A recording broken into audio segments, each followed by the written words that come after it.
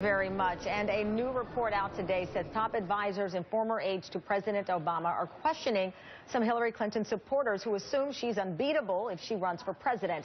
In an article posted by BuzzFeed, Ben LaBolt, the national press secretary for the Obama 2012 campaign, is quoted as saying, "The further out front the effort to elect Secretary Clinton is 3 years before Election Day, the greater the incentive is for the press, prospective opponents, and adversarial groups to scrutinize and attack her every move." The Obama campaign's chief pollster is quoted as saying, "I don't think people who are out there talking about this help her, and I think she should make that clear." Joining me now live, NBC News senior political editor Mark Murray. Mark, before we get to this article, let's talk about the CBO report on the health care law and its impact on the workforce.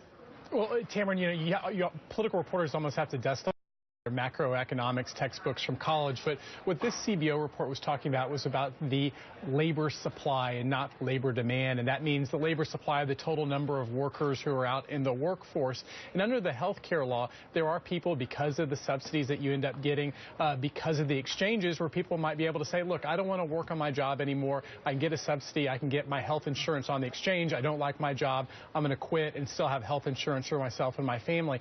That's more what the CBO was talking about. A lot of people have mentioned how saying that this is going to kill 2 million jobs or eliminate 2 million jobs. It's talking about the labor supply and not labor demand. In fact, the CBO report says on labor demand that things aren't going to change all that much from the employer perspective in hiring potential workers. But we're hearing pushback from the Obama administration, as reported by Andrea Mitchell in the last hour. And also you have those who believe that this affirms the Republican argument that the ACA was a job killer. Clarify this here.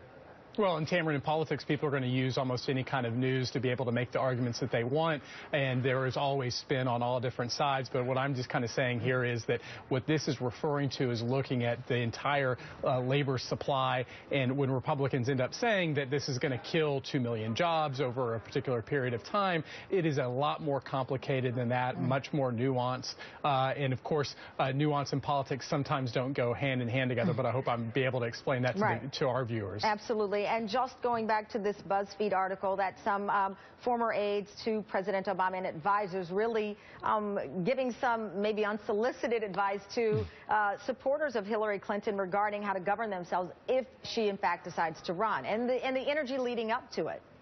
Well, the article had two major takeaways. The one, and the advice was that it's not good to be the early front runner. And Tamron, you look at past elections, and that's always true. 2008, Hillary Clinton was the front runner. That didn't work out all that well for her. And even the front runners who have done well for their primary, Mitt Romney in 2012, John Kerry in 2004. Boy, there were many ups and downs in that. So that was one of the arguments they're making. The good news for Hillary Clinton, if she decides to run, there doesn't seem to be a Democrat who could be able to rival her a la Barack Obama in 2008. And so being the front runner might not be that bad of a deal. The other thing the article was alleging was just the number of people in the Hillary and Bill Clinton orbit that could potentially cause problems already. You're seeing a couple of different super PACs line up.